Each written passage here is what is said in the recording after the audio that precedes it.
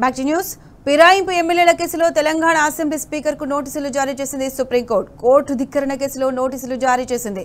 శాసన సభ్యుల పిరాయింపు కేసులో వారం రోజుల్లోగా చర్యలు తీసుకోవాలని సుప్రీం ఆదేశించింది. లేదంటే స్పీకర్ పై కోర్టు ధిక్కరణ కింద చర్యలు తీసుకుంటామని సుప్రీం హెచ్చరించింది. తదుపరి విచారణను 4 వారాలకు వాయిదా వేసింది. అయితే విచారణ సందర్భంగా సుప్రీం ఘాటు వ్యాఖ్యలు చేసింది. తెలంగాణ స్పీకర్ది ఖచ్చితంగా కోర్టు ధిక్కారమేనని తేల్చి చెప్పింది.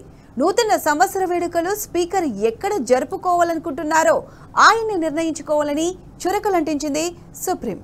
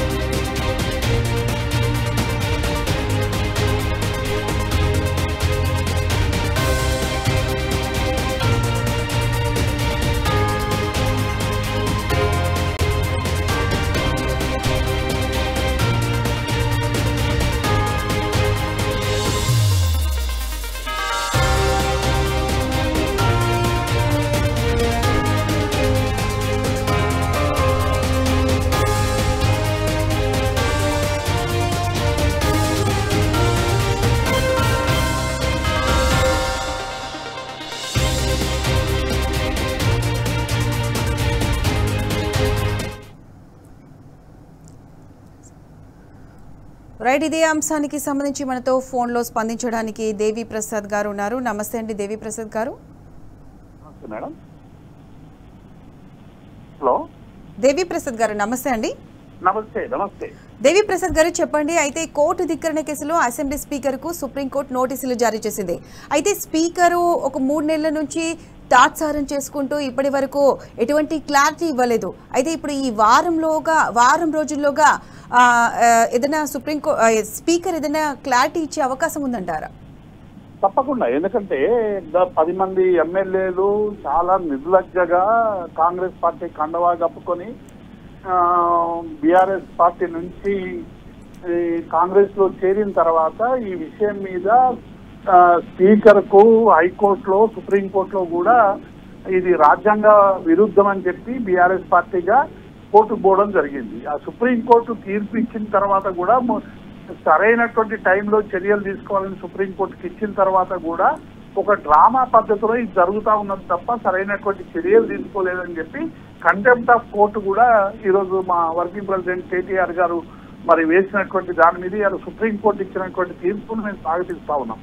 ఎందుకంటే 4 వారాల్లోగా దీని మీద చర్యలు తీసుకోవాలని గవాయి గారు చాలా తీవ్రంగా దీన్ని ఉటగించినట్టు మనకు చాలా స్పష్టంగా కనబడుతూ ఉన్నది. చివరికి ఆయన ఏం చెప్పాడంటే నూతన సంవత్సర వేడుకలు స్పీకర్ ఎక్కడ జరుపుకోవాలనుకుంటున్నారో అని ఆయన వ్యాఖ్యానించడం అనేటువంటిది నిజంగా ఈ ప్రజాస్వామ్య వ్యవస్థలో స్పీకర్ పదవిలో ఉన్నటువంటి వాళ్ళకి ఇది చాలా గుర్తుంచుకోవాల్సినటువంటి అంశం. ఎందుకంటే స్పీకర్ గా నిష్పక్షపాతంగా చట్టాలకు లోబడి చర్యలు తీసుకోవాల్సినటువంటి స్పీకరు ఇలా కాంగ్రెస్ పార్టీ ఒత్తిడి మేరకు ఫిరాయించినటువంటి ఎమ్మెల్యేల మీద చర్య తీసుకోకపోవడం అనేటువంటిది ఇది చాలా దుర్మార్గం. అందుకే మేము అనేక సందర్భాల్లో కూడా గౌరవ స్పీకర్ కానీ కోర్టులకు కానీ నివేదించడం ఇలా 4 వారాల్లోగా చర్యలు తీసుకోవాలని డెఫినెట్ గా.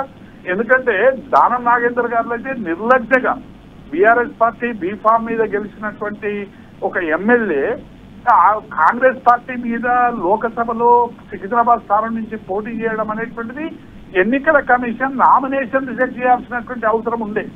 కానీ అది కూడా లేకుండా నిర్లజ్జగా పోటీ చేసిన తర్వాత కూడా దానం నాగేందర్ యొక్క శాసనసభ సభ్యత్వాన్ని రద్దు చేయకపోవడం, అట్లాగే కడియం శ్రీహరి గాని చాలా మంది కానీ ఎవరెవరైతే 10 మంది పోయారో వాళ్ళందరూ కూడా కండవా కప్పుకొని బాజాప్తాగా మేము కాంగ్రెస్ పార్టీలో చేరినామని చెప్పి ముఖ్యమంత్రితో సహా ఫోటో ఇవన్నీ ఆధారాలు కూడా మేము క్రాస్ ఎగ్జామినేషన్స్ లో మా ఎమ్మెల్యేలందరూ కూడా స్పీకర్ ముందు ప్రవేశపెట్టారు. కాబట్టి ఇవన్నీ కూడా డెఫినెట్ గా మాకు ఈ 10 మంది సభ్యులు డిస్క్వాలిఫై అయిపోయి ఉప ఎన్నికలు వస్తాయనేటువంటి విశ్వాసాన్ని మేము కనబరుస్తా ఉన్నాం. తప్పకుండా సుప్రీంకోర్టు ఇచ్చినటువంటి తీర్పు స్పీకర్ 4 వారాల్లోగా దీని మీద చర్యలు తీసుకుంటారనేటువంటి విశ్వాసం మాకుంది.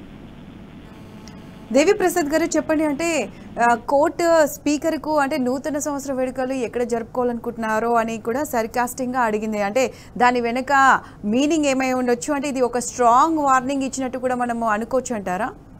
డెఫినెట్గా, ఎందుకంటే 4 వారాలు డిసెంబర్, ఇక మనకు 4 వారాల తర్వాత వచ్చేది న్యూ ఇయర్ కాబట్టి డిసెంబరు తర్వాత 4 వారాల్లో చర్యలు తీసుకోవాలంటే మరి స్పీకర్కు అటువంటి ఘాట్ అయినటువంటి పదాలు గవాయి గారు ఉపయోగించడం అనేటువంటిది చాలా సీరియస్ గా ఉండాలి. ఎందుకంటే మీకు గుర్తుండుంటుంది, బెంగాల్లో ముకుల్ రాయ్ బీజేపీకి సంబంధించినటువంటి తృణమూల్ కాంగ్రెస్ నుండి గెలిచి బీజేపీలకు పోయినటువంటి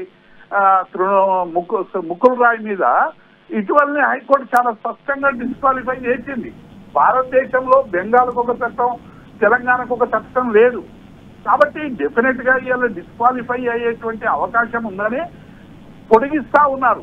ఆ స్పీకర్ గారు నోటీసుల పేరు మీద, క్రాస్ ఎగ్జామినేషన్ల పేరు మీద ఆధారాలు అన్ని ఉన్నప్పటికీ కూడా ఇవాళ ఆధారాలని సరైనటువంటి రీతిలో వాటిని డిసైడ్ చేయలేక వీటిని పొడిగించుకుంటూ పోతూ ప్రజాస్వామ్యాన్ని అపహాస్యం చేసేటువంటి ప్రయత్నం ఇవాళ చాలా స్పష్టంగా జరుగుతా ఉంది. అందుకే గవాయి గారు ఇంత తీవ్రంగా వ్యాఖ్యానించడం బహుశా ఇటీవల కాలంలో స్పీకర్ల మీద ఇది చాలా అరుదైనటువంటి విషయం.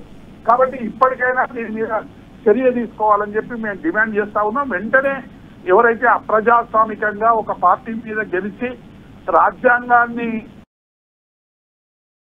ఎవరైతే కాంగ్రెస్ పార్టీతో అంటకాగుతున్నటువంటి ఆ పార్టీలో పనిచేస్తున్నటువంటి 10 మంది బీఆర్ఎస్ బీఫామ్ మీద గెలిచినటువంటి వాళ్ళందరినీ క్వాలిఫై చేయాల్సిందిగా ఈ సందర్భంగా సుప్రీంకోర్టు ఇచ్చినటువంటి 4 వారాల లోపల చర్య తీసుకోవాల్సిందిగా మేము బీఆర్ఎస్ పార్టీ పక్షాన డిమాండ్ చేస్తాము. ఓకే రైట్, దేవి ప్రసాద్ గారు, థ్యాంక్ యూ అండి.